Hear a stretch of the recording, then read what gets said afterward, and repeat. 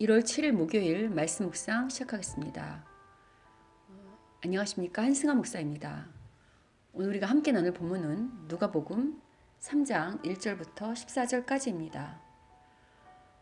하나님께서는 구약에서 메시아이신 예수님이 오시기 전에 그 길을 예비할 자가 있을 것이라고 미리 예언하셨습니다. 오늘 본문이 포함된 누가복음 3장 21절 이후부터는 본격적인 예수님의 공적 사역이 시작됩니다. 누가는 예수님의 사역에 앞서 오늘 본문에서 세례 요한의 사역을 구약을 인용하여 소개함으로써요. 하나님의 약속과 예언들이 실제 역사 가운데 이루어지고 있음을 밝히고 있습니다. 세례 요한은 오늘 본문 4절에서 그 인용된 이사야의 예언대로요. 광야에서 외치는 소리로서의 사역을 감당하죠. 세례 요한은 광야에서 죄 사함을 받게 하는 회개의 말씀을 선포하며 세례를 줍니다. 이처럼 회개를 촉구하는 세례 요한의 사역은요. 이사야뿐만 아니라 구약의 맨 마지막 책인 말라기에서도 이미 예언했던 바입니다. 여러분 말라기 4장 5절 6절을 보시면요. 예수님이 오시기 전에 하나님께서 아버지의 마음을 자녀에게 돌이키게 하고 자녀들의 마음을 그들의 아버지에게로 돌이키게 하는 자를 보내실 것이라고 예언하며 구약 성경을 문을 닫았습니다. 그리고 실제로 하나님께서는 세례 요한을 예수님보다 6개월 먼저 태어나게 하셨고요. 또 지금 그를 통해 회개를 촉구하고 계시는 거죠. 세례 요한이 등장했을 때는요. 오늘 보면 1절, 2절을 보시면 역사적으로는 로마의 황제 티베리우스 또 유대의 통치자 빌라도, 팔레스타인의 새 분봉왕, 예루살렘 성전의 대제사장인 안나스와 가야바가 패권을 잡고 있었습니다. 오늘 본문 2절은요. 이들이 가장 화려한 공간에서 권세를 행할 때 광야에서 지내던 세례 요한에게 하나님의 말씀이 임했다고 말하고 있습니다. 여러분 하나님의 말씀은 그 시대를 향한 하나님의 목적과 계획을 드러내죠. 그런데 지금 하나님의 말씀이요. 화려한 권력을 쥐고 있던 정치가들이나 불의한 안나스와 가야바 같은 그런 종교 권력을 행사하는 성전이 아니고요. 광야에 있던 경건한 요한에게 임했다는 것입니다. 성경에서 광야는 훈련의 장소인 동시에 의인이 머무는 곳으로 등장합니다. 왜냐하면 광야라는 곳은 아무것도 없잖아요. 그러니까 성경이 말하는 의인은 뭐냐면 오직 하나님만을 바라보고 하나님에게만 우선순위를 두는 사람을 이제 의인이라고 하는데 광야는 아무것도 없기 때문에 오직 하나님만 바라보기 좋은 장소잖아요. 그래서 보통 하나님께서 의인을 부르는 장소가 어디냐면 광야예요. 특히 이제 그 광야에서 하나님과 독대하기 때문에 하나님의 말씀을 들을 수 있기 때문이죠. 지금 하나님의 말씀을 들은 광야에서 하나님의 말씀을 들은 요한이 그 외친 메시지는요. 오늘 본문에서 그 외친 메시지는 다음과 같은 의미를 담고 있습니다. 첫째, 회개란 단순히 잘못했다고 용서를 비는 것이 아니라는 거죠. 지금 회개에 합당한 열매를 맺으라는 세례 요한의 말은요. 단순히 잘못했다고 용서를 빈다거나 혹은 착하게 살라는 말이 아닙니다. 회개에 합당한 열매를 맺으라는 그 요한의 그 말에는요.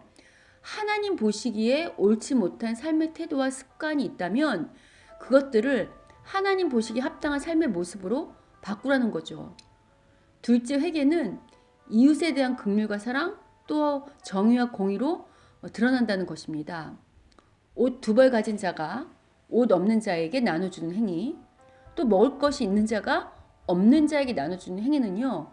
모두 이웃에 대한 긍휼함과 사랑을 바탕으로 합니다. 또한 부과된 그 세금 이상 거두지 않는 것, 또 강탈하지 않으며 거짓으로 고발하지 않고 받는 급료에 자족하는 것 등은요. 하나님의 공의와 정의를 바탕으로 합니다. 세례와 군인에게 이기적인 욕심을 위해서 부당하게 공권력을 사용하지 말라는 이 세례 요한의 명령은요, 공정성이 회개의 열매라는 것을 잘 말해주고 있죠. 셋째 요한은 직업을 버리도록 명령하지 않습니다. 그러니까 직업을 버리도록 명령하는 것이 아니라요, 소속된 직장에서 하나님 보시기에 합당한 윤리를 실천하도록 촉구하고 있는 거죠. 이러한 세례 요한의 권면은 오늘날 그리스도인들이 어떤 삶을 살아야 할지를 잘 말해주고 있습니다. 여러분, 그리스도인들에게 있어서 어려운 것 중에 하나가요, 바로 어떤 것이 하나님의 뜻인지 명확하게 분별하기가 어렵다는 점일 것입니다. 우리가 사는 인생은 선택의 연속이라고 해도 과언이 아닐 만큼 매일매일 여러 개의 중에서 하나를 선택하며 살아야 합니다. 그리고 그런 선택에 앞서서요, 우리가 이제 믿는 자들이 하나님 뜻을 구하잖아요. 그러나 솔직히 속 시원한 답을 얻지 못하는 것이 현실입니다. 왜냐하면 하나님의 뜻을 담고 있는 이 성경의 말씀들은요, 일상의 문제에 일일이 답하지 않습니다. 그러기보다는 사람이 진정으로 추구해야 할 진리와 가치에 대해서 포괄적으로 말하고 있기 때문입니다. 따라서 회개에 합당한 열매를 맺는 삶, 즉 하나님 보시기에 합당한 삶을 살기 위해서는요, 가장 먼저 필요한 것이 바로 가치관의 변화입니다.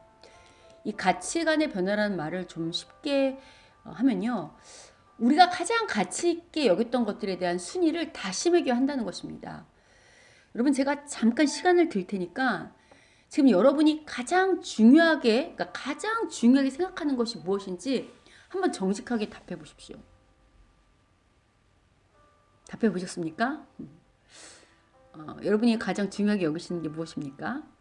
뭐 가족이 될 수도 있고, 뭐 내가 소중하게 여기는 일이 될 수도 있고, 또 뭐 돈이 될 수도 있고, 여러 가지 될 수 있는데요. 재밌는 것은 어느 설문조사에 따르니까요, 요즘은 자녀보다 돈이 가장 1순위라고 합니다. 여러분, 우리가 어떤 것을 가장 소중하게 여기는 이유는요, 그것이 나에게 가장 큰 행복과 안정감을 준다고 믿기 때문일 것입니다. 그런데 여러분, 성경은요, 사람이 가장 행복하게 살기 위해서는 1순위가 되어야 하는 것이 바로 하나님이라고 말하고 있습니다. 이 말은요, 가족이나 그 밖에 내가 소중하게 여기는 것들을 버리라는 것이 아닙니다. 하나님을 1순위로 여기라는 것은 하나님께서 중요하게 여기는 것에 가치를 두며 살라는 거죠. 그런데 하나님께서 가치 있게 여기시는 것이 무엇이냐? 그것이 바로 하나님의 공의와 정의를 바탕으로 한 이웃에 대한 긍휼과 사랑이라는 거죠. 이것이 오늘날 현대인들이 가장 소중하게 여기는 돈보다 중요하다는 것입니다. 여러분, 오늘 본문에서요, 세례 요한이 독사의 자식들이라고 책망한 사람들은요, 하나님을 안 믿던 사람들이 아닙니다. 하나님께 택함 받고 또 하나님을 믿는다고 생각했던 유대인들이었죠. 그런데 그리고 그들은요, 기도와 금식, 구제로 대표되는 종교 행위를 하던 자들이었습니다. 여러분, 오늘날 교회 안에도요, 삶의 열매 없이 종교 행위만 하는 사람들이 많습니다.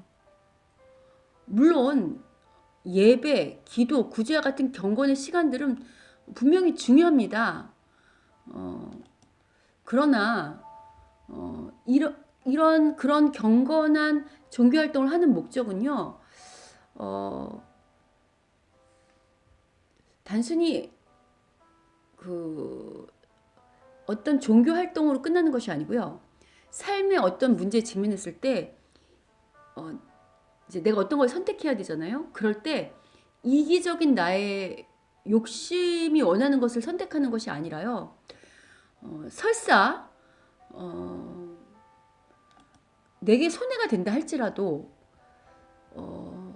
그것이 하나님께서 중요하게 여기시는 것이라고 한다면 그것을 선택하기 위함입니다. 여러분, 이러한 가치는요, 코로나 시대에 우리가 어떤 것이 합당한 그리스도의 자세인지에 대해서도 반영이 됩니다. 지금 코로나 시대에 정부 시책에 따라서 비대면 예배로 전하는 것은요, 믿음이 없는 행위가 아닙니다. 지금은 자칫하면 내 몸이 다른 사람을 죽이는 칼이 될 수 있습니다. 따라서 그런 어떤 예배를 비대면으로 전환하는 것이 그러한 사고가 이웃을 사랑하라는 하나님 뜻과 맞다고 저는 그렇게 생각합니다. 타락한 세상에서 회개에 합당한 열매, 즉 하나님께서 중요하게 여기시는 것을 제 가치를 두고 사는 것은 결코 쉽지 않습니다. 그러나 성경이 말하는 최고의 복은요, 하나님이 함께 하시는 것입니다. 오늘 본문은 하나님께서 정치적, 종교적으로 화려한 권세자들과 함께 하신 것이 아니라 광야에 있던 경건한 세례 요한과 함께 하시고 거기에 그 세례 요한에게 말씀하셨다고 말합니다. 이것이 복이거든요. 여러분, 이 말이 하나님께서 무조건 제하에서 투쟁하거나 가난한 자들이거나 소외된 자들의 편이라고 그들에게만 함께 하시고 그들만을 우선으로 생각한다고 말하는 것이 아닙니다. 하나님은 부자에게도 함께 하십니다. 또 정치가나 아니면 어떤 권력 있는 힘든 자들에게도 함께 하십니다. 중요한 것은 하나님께서 권력의 유무나 빈부에 상관없이요, 하나님께서 함께 하시는 사람들은 경건하냐 그렇지 않으냐, 거룩하냐 그렇지 않느냐를 따지시고 경건하고 거룩한 자들, 그리고 공의와 정의의 편에 서 있는 자들과 함께 하신다는 것이 중요한 것입니다. 여러분,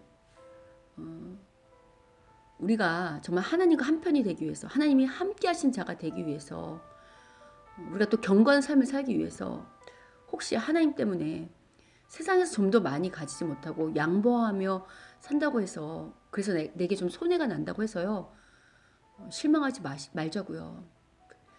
그보다 이렇게 하나님 보시기에 합당한 삶, 그리고 회개에 합당한 열매를 맺는 그러한 삶을 사는 우리를 기뻐하시면서 그와 함께 하시는 하나님을 생각하며 기뻐하는 자들이 되면 좋겠습니다.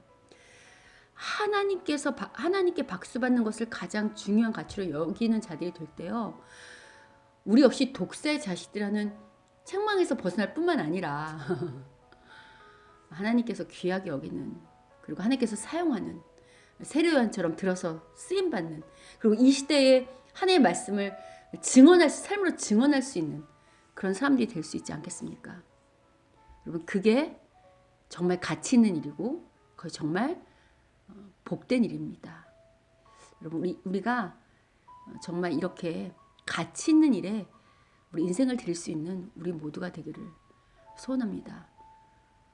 주께서 이런 자들에게 늘 함께 하시며 그들에게 끊임없이 말씀하실 걸 믿고 오늘 하루도 그런 복된 하루가 되시기를 주님의 이름으로 축원합니다.